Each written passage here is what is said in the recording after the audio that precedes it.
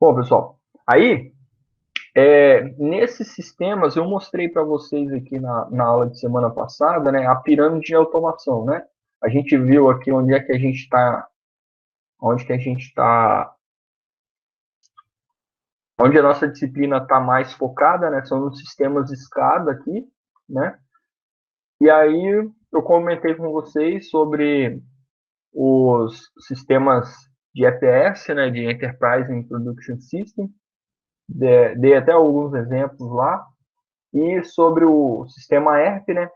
E aí, esses dois sistemas aqui, a gente usa o sistema de pins para fazer nesse nível, né? E o sistema de MES para fazer o ERP. Então, eu vou falar um pouquinho sobre a definição disso daí. Eu acho que alguém até perguntou isso aí na aula passada, né?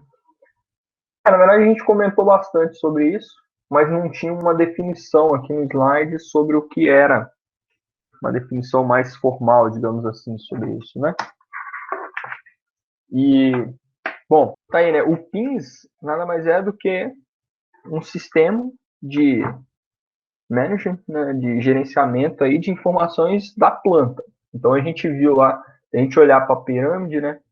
À medida que a gente vai subindo, a gente está no chegando assim no topo da organização, né? Que é quem quer saber de quanto está ganhando, digamos assim. Aqui é como se aqui em cima tivesse o é o diretor ali, né? Que ele tá ali para gerar lucro com a empresa, né? A empresa tem que gerar lucro e o responsável é ele. E aí aqui embaixo tem o PINS que está planejando a planta, né? Então cada planta tem ali o seu sistema de PINS. E eles, como eu comentei na aula de ontem, quem estava lá, é como se fosse o banco de dados dos sistemas de automação, né? Igual lá quem tem o sistema de banco de dados do pessoal da TI, sei lá, um Oracle da vida, um banco de dados relacional, né? Que fala. Você vai usar um SQL da vida e tal. Aqui o PINS, ele vai ser o banco de dados aí do nosso sistema de automação. Então, ele é um banco de dados que não vai ser relacional como é lá no caso de um SQL da vida, mas vai ser sim temporal, para facilitar a gente poder obter históricos da produção, né, históricos das variáveis da minha planta, de forma mais simples e poder comparar esses valores de históricos ao longo do tempo com informações atuais e tal, para a gente poder fazer o gerenciamento da nossa planta, né? Então tem aqui uma telazinha aí de dessa empresa chamada Aspen, tá pequenininha aqui, mas é Aspen o nome dela, que a gente consegue ver vários gráficos no próprio sistema que está recuperando esses dados. E esses dados, eles podem ser também, você pode exportar, fazer como se fosse consulta, né, de como se fosse uma consulta lá no seu banco de dados, você pode consultar várias coisas, gerar uma tabela com os resultados disso e tal, para você analisar em outras ferramentas. Bom, esse cara aqui é como se fosse, assim, de forma muito esdrúxula, né? De forma bem simplória. Quem já usou aí o P&D Tuning lá do MATLAB, né? É como se fosse uma grande tela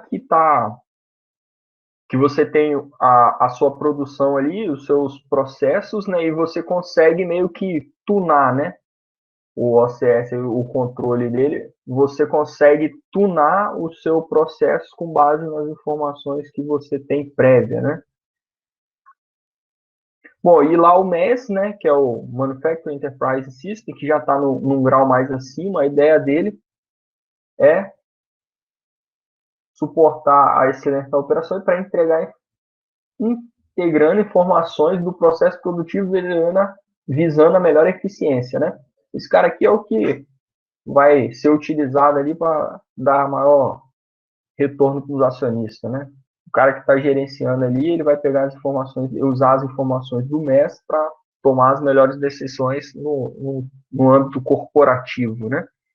Então ele tem desde informações da manutenção da planta, dos laboratórios, parada de planta para saber o quanto ele pode produzir em um determinado período, já que a parada tá programada, né? Faz controle de insumo também para contactar fornecedores e tal.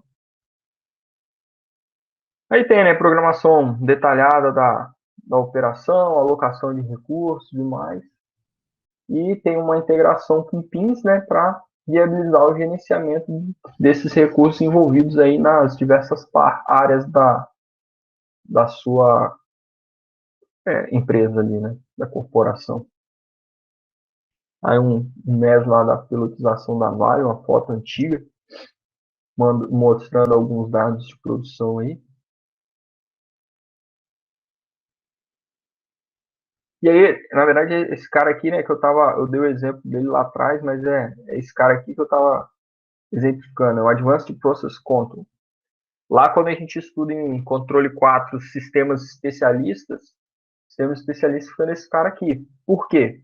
Porque como você tem lá os dados armazenados do seu processo, né, os dados temporais do seu processo, você pode usar esse sistema aqui para, de repente, identificar que o modelo da sua planta mudou e aí melhorar o controle dela, né? Ou se você, igual o Danilo deu o exemplo aí da rede neural, se você quer modelar ali a partir de uma rede neural o seu processo para fazer um sistema, um controle preditivo, né? Ou seja, para você fazer um controle preditivo na planta, você precisa ter um modelo do processo. Então, você usa essas unidades de controle de processo aí para, com essa massa de dados, melhorar algum parâmetro lá do processo em si, né? Seja fazendo uma modelagem para melhorar os parâmetros, sei lá, de um controle convencional que você tem lá, você tem um P&D, mas aí o P&D ele é muito ligado ao modelo da sua planta. Se o modelo da sua planta mudou depois, sei lá, de 5 anos que ela está em funcionamento, você usa esse dado histórico, levanta uma nova função de transferência, obtém novos parâmetros de controlador e aí você usa esses parâmetros para setar seu P&D lá de novo, né? Aqui, né? Você pode usar ele para técnicas de controle avançado, controle preditivo, robusto e tal. Bom, e aí voltando para os nossos sistemas supervisórios, né? Basicamente a gente tem, a gente está trabalhando com ele, a gente tem dois ambientes, né? A gente pode estar no ambiente de desenvolvimento, que é o que a gente vai fazer aqui a maior parte do tempo, né? Que normalmente é onde está esse cara aqui para a gente fazer, trabalhar na estação de engenharia, naquele diagrama que eu mostrei para vocês aí na aula passada, né? Agora sempre foi na aula passada, né? Porque as duas aulas foram na aula passada. E é aí onde a gente vai fazer todo o desenvolvimento das telas, a conexão com as tags e tudo mais. E tem o modo de runtime, né? Que é quando está operando mesmo, que é na estação de operação, né? Vai estar, que é quando o cara está só monitorando ali, supervisionando de fato o processo, né? Então, ele tem esses dois modos. Lá em automação ontem a gente viu o PLC, por exemplo, tem o módulo de erro, o módulo de run, o módulo de espera, né? Então, nesse caso aqui, ele tem esses dois módulos aí. A gente aqui, a gente vai ser tanto o desenvolvedor quanto quem vai operar, né? Então, a gente vai ficar nesses dois módulos. Aí, ó, aqui já começa a vir a questão do objetos que eu falei lá na primeira aula. Quando a gente estiver programando ali, que a gente estiver olhando para a cara dos elementos que a gente está colocando no supervisor, eles parecem muito lá com objetos, né? O conceito de objetos da programação mesmo, orientado a objetos. Então, o nosso sistema SCADA aqui, ele vai gerenciar um certo número de objetos, também denominado de entidades, né? E descreve as variáveis do processo controladas e os elementos habituais de uma mesa de controle, né? Por exemplo, você vai ter lá um objetozinho lá que representa um nível, um tanque, representa um motor, né? Então, esse número ele varia de um sistema para outro, mas tem um consenso em relação às características básicas. Então, A gente sabe como que é ali um tanque, né, que a gente precisa fazer controle de nível e tal, a gente sabe como que é um motor, então eles são bem característicos, né? Bom, para a gente configurar o sistema de supervisório, a gente basicamente tem duas atividades a serem feitas. Definir cada variável de processo na base de dados, que é o quê? É fazer o cadastramento das tags. Então, quando a gente estiver fazendo lá o nossa configuração OPC, basicamente o que a gente vai fazer é isso aqui. Falar que a gente tem uma tag que é, por exemplo, um sinal booleano. Essa tag booleana vai estar no endereço, sei lá, 0xdb qualquer coisa, né? E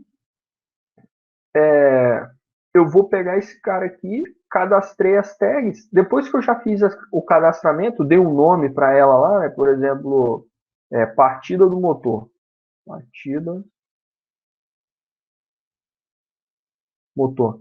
Depois que eu cadastrei a tag, vinculei ela lá a uma tag do meu OPC e tal, o que eu vou ter que fazer é definir o sinótipo que eu vou colocar para esse cara aqui. Se eu tiver uma variável que é do tipo inteira, por exemplo, para medir, ou float, né, para medir o nível do tanque, o que eu vou fazer? Vou fazer o mesmo processo de cadastramento, no final o que eu vou ter é uma grande tabela de tags, né? E aí o que eu preciso fazer é ligar o sinótipo a cada um desses objetos aqui. Então, se é um botão de partida, eu vou lá e coloco uma imagem, um sinótipo parecido com uma botoeira. Se é um valor de float desse aqui que eu estou monitorando uma temperatura, eu posso ir lá e colocar o gráfico. Ou eu posso criar também a geração de relatórios, né? Vou criar alarmes também, né? Eu posso ter aqui relatórios, alarmes. Vou vincular esses alarmes às tags e esses alarmes eu linko a relatórios, né? Vou disparar um relatório com o histórico de 10 minutos para trás dessa tag aqui, quando o alarme de, sei lá, nível muito alto acontecer. Aí eu disparo um relatório direto lá para o cara que é o gerente daquela área na minha empresa, né? Mando um e-mail para ele lá, ele vai receber um e-mail porque gerou aquele alarme, aí junto com aquele alarme, para ele ter uma ideia do que gerou aquele alarme, eu já mando um histórico também, porque aí de repente o cara, como é especialista naquele processo, o que ele vai fazer? Ele, opa, vou dar uma olhada nesse histórico aqui, eu já posso imaginar o que tem, que, o que pode ter ocasionado aquele alarme, né? E aí ele vai tomar a melhor decisão possível de acordo com essas informações do relatório. Isso é um dos exemplos que a gente pode dar, né? E aí, como eu falei, sobre ali, variável booleana, variável float, né? Então, o sistema supervisório, normalmente, ele vai trabalhar com variáveis do tipo analógico. E aí, aqui eu tenho alguns atributos dessas variáveis analógicas. Então, aqui, ó, olha como que já vem aquele conceito de objeto, né? A gente tem as variáveis analógicas, que é como se fossem os objetos, e esses caras têm os seus atributos. É como se eu tivesse lá uma classe var análise. E aí essa classe aqui tem seus vários atributos, né? E aí alguns desses atributos são a tag desse cara, que é justamente como se fosse o nome, né? Como se ele fosse se eu tivesse uma string aqui, né? Uma string que vai receber a classe, o nome desse cara, mas quando eu instanciar essa classe também eu posso dar o nome dela lá de como esse conjunto de tag aí. Eu posso ter uma descrição, eu posso ter a unidade de engenharia que essa variável está medindo, né? Por quê? Porque quando eu tenho esses atributos todos, quando eu for utilizar uma determinada tag analógica, eu posso recuperar todos esses valores, seja para gerar relatório, seja para colocar na interface ali para o operador ter ciência do que é aquela grandeza que está sendo mostrada, né? Claro, um atributo que não pode faltar, o valor daquele cara. E aí, ó, para cada tag, a gente consegue definir os seus vários níveis de alarme, né? Aquele lá, alarme inferior, superior, alarme high, high, low, low, low, né? Ou seja, qual é o limite que essa variável pode ter, né? Então, eu tenho um tanque lá que ele vai medir de 0 a 10 metros de coluna d'água. Então, ele tem o limite inferior e o limite superior, né? 0 a 100% aqui da sua variável. Eu posso ter também, aí sim, né, os alarmes. Ah, desses de 0 a 100% aqui, ou de 0 a 10 metros que eu falei, né? Aonde que vai estar o nível de high, ou seja, aquele alarme mais crítico, né? Ah, eu vou colocar esse alarme em 9 metros. Mas eu já posso começar a monitorar um limite de 7 metros, né? Então eu posso criar, tendo esse atributo aqui, eu posso criar um alarme que vai ficar monitorando essa variável e fazer uma comparação com esse atributo, né? Então ele leu a variável, compara com esse atributo que está configurado para ela mesma. Se tiver maior, como ele está monitorando e gerando alarme, ele vai gerar um alarme, né?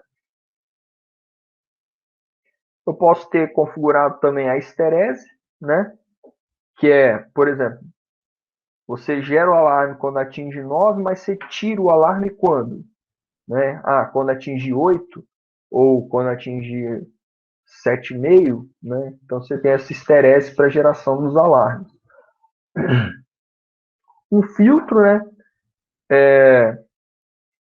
Somente quando o valor da variável varia mais do que esse limite. Então, por exemplo, se você está aqui medindo essa coluna d'água aqui e seu sensor tem uma precisão de 1 milímetro, né? Pô, você não vai ficar atualizando na tela essa variável se o seu nível mudar 1 milímetro. Não tem porquê. Então, você pode colocar ali, se variar 10 milímetros, aí eu atualizo o número dele, porque esse valor tão pequeno pode ser até um ruído ali no seu sensor, né? Então, você tem esse atributo de filtro aqui também para você configurar. E, por exemplo, né, o endereço dessa variável no seu PLC. Okay? É outro atributo que aí cada tag sua vai estar já correspondendo lá na sua tabelinha a alguma variável do seu PLC.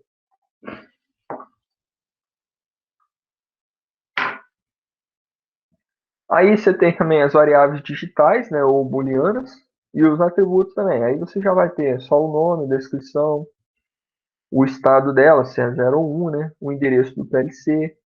Você pode ter também o tipo, que é se ela tem alguma informação importante, por exemplo, se esse cara está funcionando, se o seu motor, se ela significa que o seu motor está pronto para partir, né, se está em defeito.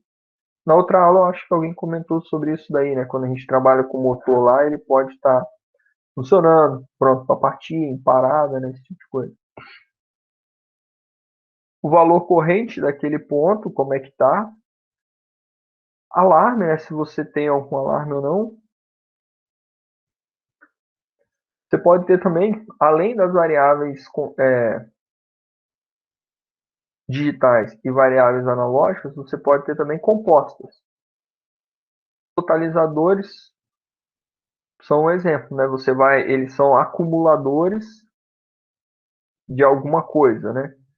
Por exemplo, você pode ter acumuladores para as variáveis analógicas que vão se somando a cada nova medida que recebe, ou até mesmo para variável discreta. Você pode contar quantas vezes o operador apertou um determinado botão lá no seu sistema supervisório.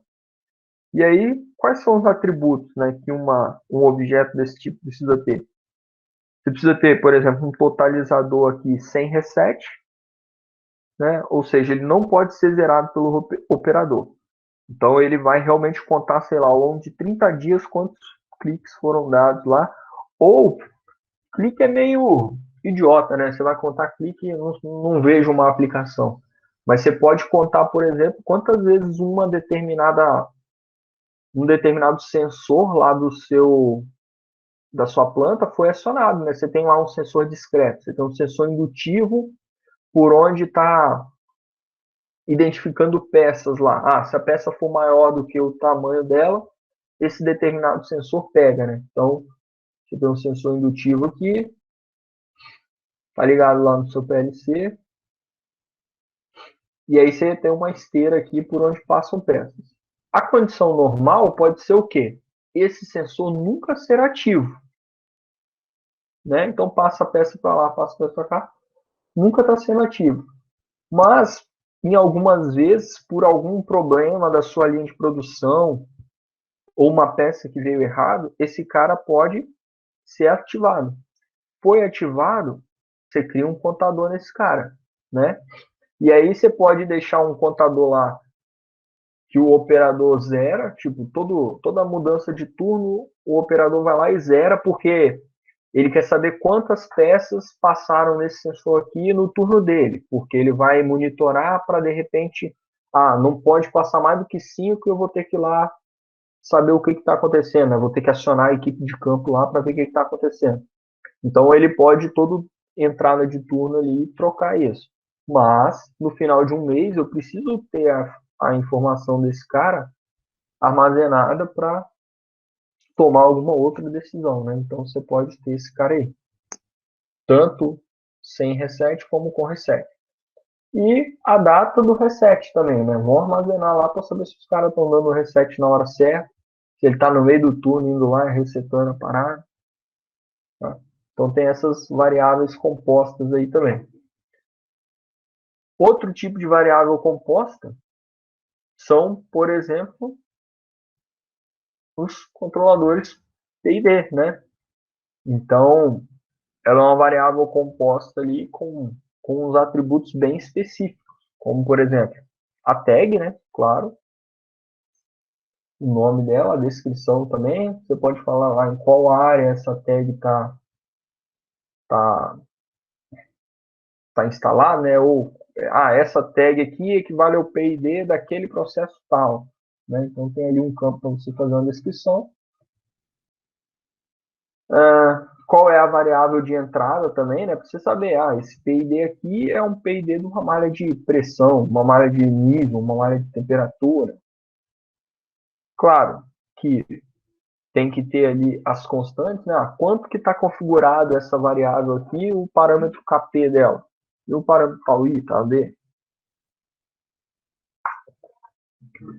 Qual é o modo de operação desse cara também? Se ela está em modo manual, né? Então, você pode ter ali um set point que você coloca, e aí a partir desse, quando você coloca manual, você já não vai estar mais ativando o set point da planta, mas sim agindo direto no elemento final de controle. É, é exatamente o que está falando ali, né? Você pode ter ele em modo automático, que aí a sua ação ali passa para ser o set point. Você pode ter ele em modo automático local, né? O próprio operador define o valor de set point. Automático remoto, quando você quer que esse set point seja definido externamente, né, pode ser pela variável de saída de uma outra malha. Então a gente pode configurar no PID se a gente vai ter um controle cascata. Controle cascata a gente tem duas malhas feedback uma atrás da outra, né? Então você gera um sinal de erro aqui, aí aqui você tem um controlador. Aí esse controlador ele não envia sinal direto para a planta. Ele vai ser um set point de uma outra malha de controle, onde aqui vai ter o controlador. Aí sim, esse controlador ali, ele age, ele serve de set point para o outro controlador. Esse cara e alimenta aqui. Não, faltou só uma coisa, viajei, pô. É porque esse processo aqui tem outro processo aqui. Tá certo, é isso. Aí aqui está a saída da sua planta, é isso aí. Aí essa saída é alimentada aqui, é isso aí. Então você tem uma malha de controle dentro de outra malha de controle. Quanto que isso aqui é muito utilizado? Se você tem uma malha, por exemplo, de controle de nível, e você tem uma válvula. Aí você quer controlar o nível. Show de bola. Só que a sua válvula aqui, ela é não linear. Então o que você faz? Você pega coloca um sensor de vazão aqui, ó, porque o seu controle de nível, ele controla o quê? Vazão. Aí você cria uma malha de controle de vazão aqui, ó, que lê essa vazão e controla a vazão por aqui. Só que esse set point de vazão, quem te dá é esse cara aqui, ó, que é quem está controlando o nível, certo? Então você pode ter isso daí também. Beleza? Então, a sua variável PID, ela pode estar operando, recebendo, né, do próprio operador ali, o valor de set point, como remoto, se ele estiver dentro de uma malha cascata desse tipo aí. Aí, se tiver, no caso, né, de uma malha, se ele for a malha escravo de uma malha mestra, ou seja, se ele for essa malha aqui de dentro, ó, isso aqui é a malha escravo, essa daqui é a malha mestra, né? Então você tem que falar de qual é a malha mestra dele ali, quem é que manda o set point para ele. O endereço desse módulo PID lá no seu CLP também, para você fazer o link, né, de um com o outro. Banda morta, se o seu PID tiver. Limite máximo e mínimo da variável de saída, para você fazer controle de um DAP, caso o seu CLP não faça, você pode fazer por ali também. Bom, a gente pode ter diretamente ali alguns equipamentos, né, identificados, então, como motor, bomba, transportador de correia, essas coisas, onde você vai ter identificação do equipamento, descrição e aqueles bits, né, de funcionamento, de pronto para partida, de defeito e tal. Isso daí, esses status vai depender, é claro, da filosofia de programação e do funcionamento a nível de CLP, né? Porque o seu PLC lá, ele tem que te dar a possibilidade de ter isso daí, né? Senão acaba que você tem que usar tipo variáveis discretas para simbolizar isso daí. Então você vai ter que ter várias portas do seu PLC sendo utilizado e tal, no lugar de se você não tiver um componente específico que já te dá esses vários atributos. Né?